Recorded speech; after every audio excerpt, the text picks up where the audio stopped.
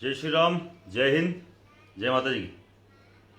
मैं महिपाल सिंह मकना, श्री राजपूत करणी सेना का राष्ट्रीय अध्यक्ष।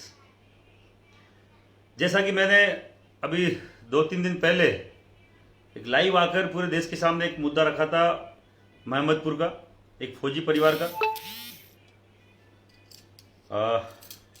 एक फौजी को मार दिया जाता है, उसके परिवार को मार दिया जाता है, और आज 9वां 10वां दिन है। आज से 4-5 रोज पहले मैंने लाइव आके बोला भी था कि हम लोग उनके 12वें के दिन, मतलब परसों, हम लोग पहुंचेंगे महमदपुर और उस परिवार के जो उनके साथ घटना घटी है उनकी श्रद्धांजलि सभा हम लोग करेंगे, और महापंचायत का हम लोग प्रोग्राम करेंगे। महापंचायत वहां रखी जाएगी क्षत्रिय समाज की और हर एक उस राष्ट्रवादी की जो फौज में विश्वास रखता है, अपने देश के फौजियों में विश्वास रखता है, जो समझता है कि फौजी अपना सर्वस्व निछावर करके पूरा जीवन देश के नाम करके और इस देश की रक्षा करता है।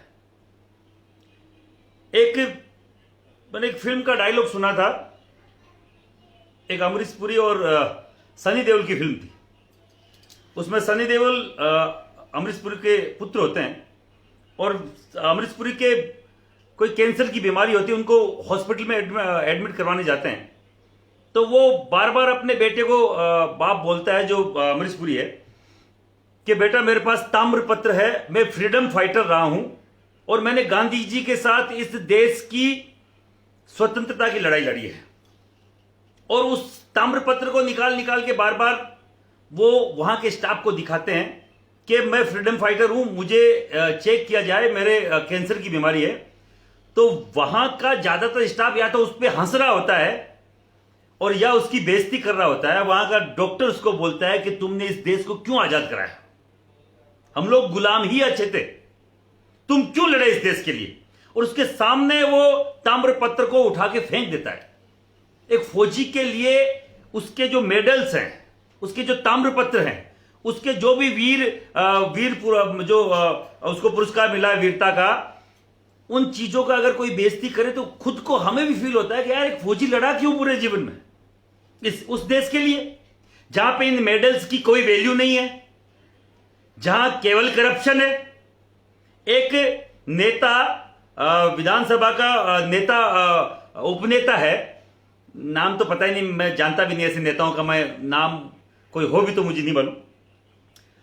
वो बोल रहा है कल कि मैं नहीं जानता करणी सेना वर्णी सेना, क्यों इंग्लैंड से आया तू। वो बोल रहा है कल कि एक पत्रकार को कि ऐसे कांड होते रहते हैं, एक पूरी पीढ़ी को खत्म कर दिया जाता है और इनके लिए छोटा सा कांड है। अब देखिए ये कौन लोग हैं, मतलब पूरी पीढ़ी को खत्म कर दिया गया एक फौजी परिवार के, एक ऑन ड्यूटी फौजी, एक रिटायर्ड फौजी के 3 बेटों को, 4 बेटों को, एक फौजी को खुद को, और इनके लिए केवल एक घटना है, ये जो नरसंहार बोलते हैं। नरसंहार मतलब कई सारे व्यक्तियों को एक साथ मार दिया जाता है, उसको नरसंहार बोलते हैं। ये वो नरसंहार था और उसके लिए एक छोटी सी घटना है। और क्या बोल रहा है कि अगर ये घटनाएं नहीं घटित होगी तो पुलिस वालों की नौकरी कैसे होगी, पुलिस को काम कैसे मिलेगा। दूसरा, जो न्यायालय है, जो कोर्ट है, वो बंद हो जाएंगे। नवल किशोर नाम है उसका, और उस नवल किशोर को मैं बोलना चाहता हूं, तेरे जैसे नेताओं के कारण से आज इस भारत के राजनीतिक सेनेरियो की, भारत के फौजियों की, यहां के बेटों की, यहां के बेटियां क्यों विधवा हो रही है, उसके पीछे के कारण की आज हमें मनोदशा मालूम चल रही है कि तुम्हारे जैसे लोग, तुम्हारे जैसे नेता यहां हैं, जो उस एमएलए को भी बचाने का काम कर रहे हैं कि किसी के सर्टिफिकेट की उसको जरूरत नहीं है। मैं उसका नाम भी नहीं लेना चाह रहा था, मुझे याद भी नहीं है, क्योंकि मैंने नाम ही पहली बार सुना है। ऐसे छुटभैये नेता खूब घूमते हैं इंडिया में। पर मैं एक चीज बोलना चाह रहा हूं उस नवल किशोर को, भाई नवल किशोर, तूने सब कुछ ठीक तेरे हिसाब से नेतागिरी के हिसाब से बोला होगा, पर तूने जो करणी सेना का नाम गलत तरीके से लिया, क्योंकि हमारी आराध्य देवी मां करणी के नाम पे ये संगठन है। जल्द से जल्द तू भी माफी मांग ले, नहीं तो नवल किशोर तुझे छुपने की जगह नहीं मिलेगी। और ये नरसंहार हुआ ना, इसको अगर तू छोटी मोटी वारदात मानता है तो छोटी मोटी वारदात तेरे साथ भी 2-5 कान के नीचे पड़ने वाली हो सकती है। क्योंकि जो जिस तरीके से हमारी आराध्य देवी के नाम पे बनी हुई संस्था को तूने बोला करणी सेना भरणी सेना, तो तेरे जीभ के 2 आंटे लग जाने चाहिए थे, तेरी जीभ कट के नीचे गिर जानी चाहिए थी, अगर हमारी आराध्य देवी के बनी नाम पे संस्था पे बनी हुई बात पे तू इस तरीके की बकवास करता है। मैं सभी क्षत्रिय बंधुओं से बोलना चाह रहा हूं, ऐसे व्यक्ति जो अपने आराध्य देवी देवताओं के नाम से बनी हुई संस्थाओं का नाम लेना तक ये नहीं जानते, उनकी बेइज्जती इनके लिए बहुत मामूली बात है। 5-5 चिराग एक साथ बुझा दिए गए, एक पूरी पीढ़ी खप गई, उनके लिए बहुत नॉर्मल बात है। तो ये कौन से अफगानिस्तान से आए हैं, कौन से तालिबानी लोग हैं जो केवल जूते की भाषा मानते हैं? कौन से वो ऐसे नेता हैं जो केवल मरे हुए व्यक्तियों को एक छोटी सी घटना मानते हैं? उनके हिसाब से आदमी मरना चाहिए, क्योंकि पुलिस विभाग का काम छिन जाएगा। पुलिस का काम कब चालू होता है? कोई मरे तब। अदालतों का काम कब चालू होता है? कोई मरे तब। तो भाई ये ऐसी घटना तू तेरे साथ करवाए ना, क्यों कोई आम पब्लिक को, फौजियों को खराब कर रहा है? मैं उस हर व्यक्ति से बोलना चाह रहा हूं, इस पे ज्यादा मैं टॉपिक पे नहीं जाना चाह रहा, पर जल्दी से जल्दी मैं बोल रहा हूं नीतीश कुमार सरकार से, नीतीश कुमार जी आपके साथ में अगर इस तरीके का कोई आदमी काम कर रहा है तो आपको जल्द से जल्द ऐसे नेताओं को बाहर निकालना चाहिए। और ऐसे कौन नेता, मैंने तो पहली बार बीजेपी का ऐसा चरित्र देखा है जो ऐसे नेताओं को, अरे आप हर जगह जा रहे हैं, चुनाव लड़ रहे हैं और वहां के सब कंडम लोगों को आप अपनी पार्टी में ले रहे हैं, तो यही हाल होना है आपका। ये 40 साल से बोल रहा है कि 40 साल से मैं उस एमएलए के जानकार हूं, एमएलए के जानकार तुम 40 साल से हो, तुम मालूम नहीं इस तरीके का, तू भी इसके भी पुराने खाके निकाले जाए, ये भी इसी तरीके का नेता होगा। और बोल रहे थे कि हम आके क्या करेंगे, तुम्हारे दस्तें क्यों लग रही है, तुम्हारे दस्त क्यों लग रही है सबके? जब से करणी सेना बोली है वहां 50 एमएलए एमपी, वहां मंत्री मुख्यमंत्री क्यों बोल गए एक साथ?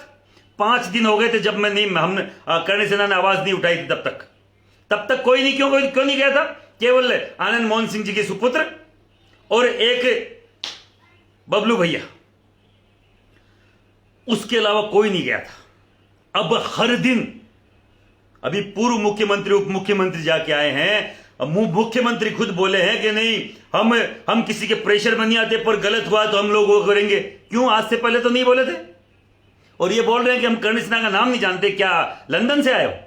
कहां रहते हो? अमेरिका रहते हो? पर रहते होंगे 1,00,000%, क्योंकि तुम्हारे जैसे नेताओं ने केवल घूसखोरी करी है, इस देश को लूटा है। मैं चाहता हूं पूरे बिहार के लोगों को बोलना, ऐसे नेताओं को बकायदा सबक सिखाइए, नहीं तो आपके 5-5 भाई मर जाएंगे, इनके लिए बहुत छोटी सी वारदात होगी। आपका फौजी मर जाएगा जो बॉर्डर पे पूरी देश की रक्षा करता है, इनके लिए बहुत तुच्छ आदमी है वो। इनको लगता है कि इनके बाप का वो पैसा लेकर वहां पे नौकरी कर रहा है।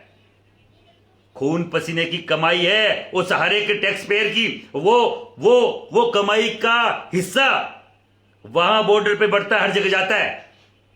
और बकायदा वो हर एक फौजी अपने देश की रक्षा के लिए, यहां के मान सम्मान के लिए लड़ता है। उस परिवार को मार दिया गया, कोई बोलने को तैयार नहीं। लोग कई सारे बोल रहे हैं कि वहां हिंदू मुसलमान मत करना, वहां ब्राह्मण राजपूत मत करना। अरे हम हिंदू मुसलमान करने आए हैं ना कोई ब्राह्मण राजपूत करने आए हैं। जो भी रावण इस कृत्य में शामिल है, उस रावण को बकायदा उसकी अंत तक ले जाने आए हैं। और पूरे देश का राजपूत एक है। मेरे लिए बिहार भी राजस्थान जैसे है, और मेरे लिए जम्मू कश्मीर भी राजस्थान जैसे है। मेरे लिए वो भी घर है, ये भी घर है। पूरा देश मेरा घर है। किसी को ये समझाने की जरूरत नहीं है कि आप बाहर से आके क्या बाहर होगा तुम्हारा। हमारा तो पूरा वासुदेव कुटुंबकम की भावना हमारे मन में है, और कर्ण सेना पूरे देश में है। क्षत्रिय पूरे देश को अपना घर मानती है, इस धरती को अपनी माता मानती है, और जो नहीं मानते वो भुगतेंगे। मैं सबसे बोलना चाह रहा हूं, मैं तो सुबह रवाना हो रहा हूं। कालवी साहब लोकेंद्र सिंह जी, माननीय कालवी साहब लोकेंद्र सिंह जी, जो संस्थापक इस श्री राजपूत करणी सेना के, जिन्होंने बनाई है करणी सेना, और इनके नाम से खूब सारी संस्थाएं चलती है, वो लोकेंद्र सिंह जी खुद आ रहे हैं और पूरे देश को मालूम है कि जब जब लोकेंद्र कालवी निकलता है घर से तो क्या बवंडर निकलता है, क्या भूचाल आता है और क्या महाबाउंडर वहां पे बनेगा। हम कहीं न्यूसेंस पैदा करने नहीं आ रहे हैं, हम केवल हक की लड़ाई लेने आ रहे हैं। किसी को यह गलतफहमी हो कि कोई न्यूसेंस होगा, आज तक करनी सेना पे कभी लाठीचार्ज नहीं हुआ, कभी डंडा नहीं घुमाया गया करनी सेना पे, क्योंकि हम अनुशासित कौम हैं, हम अनुशासित लोग हैं। हमारे हर तीसरे घर से एक फौजी निकलता है, अनुशासन है इसीलिए निकलता है कि फौज में रहने के लिए अनुशासन की जरूरत होती है। मुंह में पान दबा के और यूं हर खुशी बिना हाड की जीभ का कुछ ही बोल दो कि छोटा सा कांड था। हम जानते हैं 40 सालों से कौन होती है सेनाएं, ये तो हर कोई लल्डी बकरी बोल दे। अनुशासन से जीना और अपने स्वाभिमान के लिए घास की रोटी खाना यह क्षत्रिय जानता है। हमने पूरा सर्वस्व निछावर किया इस देश के लिए, सर काटना और कटवाना जानते हैं, तब जाके खड़े हुए हैं। इस देश की मान मर्यादा तुमने 70 सालों में खत्म कर दी।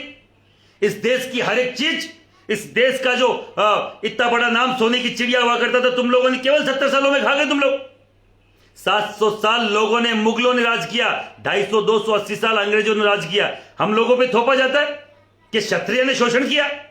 क्षत्रिय लड़ता रहा उन ताकतों से, तब आप लोग जिंदा हैं, आप जय श्री राम बोलने के लायक हैं। तो मैं बोलना चाह रहा हूं उस हर एक व्यक्ति से जो राष्ट्रवादी है, जो जय श्री राम के नारे लगाता है, जो राम में विश्वास रखता है, जो इस संस्था में, सनातन धर्म में विश्वास रखता है, वो अपने देश के उस फौजी परिवार के लिए परसों 9 तारीख को आए। 12, सवा 12, 1 बजे तक पहुंचे। हम लोग पहुंच रहे हैं। आज 10 गाड़ियां जयपुर से रवाना हुई है। मेरे प्रदेश अध्यक्ष भंवर सिंह सलाड़िया के नेतृत्व में, मेरे राष्ट्रीय कार्यकारिणी में विश्वबंधु सिंह जी वो रवाना हुए हैं, विजेंद्र सिंह प्रदेश उपाध्यक्ष रवाना हुए हैं। हमारे राजस्थान से कम 15-20 गाड़ियां, जो जितना अपने मैंने रवाना की वो बता रहा हूं, और बिना बोले, क्योंकि यहां से 28-30 घंटे का रास्ता है। आज रवाना हुए हैं, कल शाम तक, परसों रात तक वो पहुंचेंगे, परसों सुबह तक। और बाकायदा इस काम के लिए मैं भी बाई रोड आने वाला था, पर कालू साहब अगर आ रहे हैं तो मुझे कालू साहब के साथ आना पड़ेगा, और मैं आऊंगा पक्का, मुझे कोई ताकत नहीं रोक सकती। मैं 1,00,000% आऊंगा। कोई खूब सारे लोग लिख भी रहे थे, आप वहां नहीं जाओगे क्या? अरे हम जाएंगे, तभी तो हमने इसकी पहल करी है। और पहल करने के बाद कोई नहीं, कौन कौन नहीं पहुंचे, पूरा देश का हर एक वो व्यक्ति जो चलता पुरजा है, जो समाज में विश्वास रखता है, जो संगठन में विश्वास रखता है, और कोई भी राजपूत के साथ गलत होता है, वो हर एक लोग वहां पहुंचे। कल शेर सिंह भाई पहुंचे, उपदेश राणा वहां पहुंचे, कल हमारे परसों प्रियांशु सरकार जो हमारे प्रदेश उपाध्यक्ष है वो पहुंचे, मेरे प्रदेश अध्यक्ष बीके सिंह जी वहां मोर्चा संभाले हुए। हर एक व्यक्ति जो राजपूत समाज के लिए कहीं ना कहीं मन में, क्षत्रिय समाज के लिए, किसी भी समाज के लिए, और फौजियों के लिए, कोई भी समाज का फौजी हो, उनके मन में पीड़ा जिनके थी वो सब पहुंचे, और पहुंच रहे हैं, रुके नहीं हैं, अभी भी पहुंच रहे हैं। मैं बोल रहा हूं 9 तारीख को एक लाखों की संख्या में वहां श्रद्धांजलि सभा हो। उस परिवार को ऐसा नहीं लगे कि उनके 5 भाई 5 बेटे चले गए। हम लोग 5 लाख की संख्या में 5 लाख बेटे उस परिवार के साथ खड़े होंगे। तो उस फौजी को जो रिटायर्ड है, वो अपने बेटों की जो लाशों को देखकर रोया, उनके आंख के जो आंसू सूख गए, उनको लगना चाहिए कि ये बेटे मेरे हैं। शहीद होता है कोई फौजी तो उसका परिवार किस तरीके से गौरवान्वित महसूस करता है, वो गौरव तो हम लोग उनको नहीं दिला सकते, पर उस गौरव से कम भी नहीं। हम पूरे देश के हर एक राष्ट्रवादी व्यक्ति उनके साथ खड़े, क्षत्रिय परिवार उनके साथ खड़े, ये सबको लगना चाहिए। 9 तारीख को मैं आ रहा हूं मेरी टीम के साथ, हम आ रहे हैं पूरी टीम के साथ, कालू साहब आ रहे हैं, और हम लोग चाहते हैं हर एक व्यक्ति जो मुझे सुन रहा है वो हर व्यक्ति वहां आए, उस परिवार के साथ खड़ा रहे और उसको न्याय दिलाए। और ऐसा कोई भी नेता जो बकवास कर रहा है उसको बकायदा सबक सिखाए, नहीं तो हर कोई कुछ बोल जाएगा और हम केवल हाथ मलते रह जाएंगे। उस परिवार के साथ महमदपुर बेनीपट्टी 9 तारीख 9 अप्रैल पहुंचे, ज्यादा से ज्यादा उसके परिवार को न्याय दिलाने के लिए हम लोग कुछ भी उसके परिवार के साथ खड़े होकर कुछ भी अगर अनुदान देंगे, अंशदान देंगे, समय दान देंगे, अपना खुद का वहां जाकर खुद के खड़े होने का दान देंगे, तो ऐसी कोई भी व्यवस्था अपने खिलाफ कभी खड़ी नहीं हो पाएगी। मैं बोलना चाह रहा हूं, संगठित होना सीखिए। संगठित नहीं रहोगे तो हर कोई आंख दिखाएगा, संगठित नहीं रहोगे तो हर कोई आंख दिखाएगा। इसीलिए बोल रहा हूं, आप लोग संगठित रहिए और संगठन में ही शक्ति है। हो सकता है बड़े एक आंदोलन की हमें वहां घोषणा करनी पड़े, उसके लिए भी तैयार रहिए। हम लोग पटना में एक बड़े लाखों लोगों का एक जलजला, एक महाबाउंडर, एक भीषण आगाज क्षत्रिय समाज का हम लोग हो सकता है कि वहां से करें, तो आप उसका भी साक्षी बने। और सरकार, जैसे कि अभी हमें मालूम चला है कि उसको नेपाल से पकड़ा उस रावण को, वो रावण का बाल भी नहीं होगा, उसको तो हमारे जैसे राम के पैरों की धूल भी नहीं, हम तो हवा के झोंके भी नहीं है राम के। राम केवल नाम लिखते हैं, उस नाम के कारण से भी मुझे खूब सारी एनर्जी मिलती है, वही काफी है। ऐसे रावणों के लिए तो मसल के मार देंगे, और अगर ऐसे रावण का सर भी काटना पड़े तो पीछे नहीं हटेंगे। उस परिवार के लिए जो उन लोगों ने जल्लाद का काम किया है, ऐसे जल्लादों को काट के चौराहे पे भी लटका दे तो वो भी कम नहीं है। मैं बोल रहा हूं, अगर सरकार इन लोगों को सजा नहीं देगी तो आज ये मैं आपके सामने बोल रहा हूं, इनकी सजा के लिए करणी सेना अपने करणी सैनिकों को चाहे भेजनी पड़े, करणी सेना के हिसाब से इनको सजा मिलेगी। ये पूरा आपको विश्वास दिलाता हूं कि हम लोगों ने, ज्यादा मैं बात नहीं करूंगा, भंसाली जैसे कई गए हैं, भंसाली तो फेमस हो गया होगा, ऐसे कई पिट के गए हैं और कई बाकायदा कईयों को सुधारा है। तो ये कोई बहुत छोटा सा काम है। अगर न्याय नहीं मिलेगा तो न्याय लेके रहेंगे। जो जाति खुद न्याय करती थी, न्याय मांगना हमारा काम नहीं है, पर ये संविधान की भाषा है, इसलिए बोल रहे हैं कि न्याय दे दीजिए हमको। नहीं तो अगर हम लोग न्याय लेने के लिए सड़क पे उतरे तो फिर वो व्यवस्थाएं, वो अवस्था ठीक नहीं होगी किसी के लिए भी। अनुशासन की परीक्षा ना लें, बार बार मुंह फाड़ के दांत गिनने का काम नहीं करें क्षत्रिय समाज का। नहीं, अगर अब की बार मुंह में हाथ डालेंगे तो दिक्कत हो जाएगी हर उस व्यवस्था को जो इस तरीके का अनुशासनहीनता का काम हमारे साथ करेगा।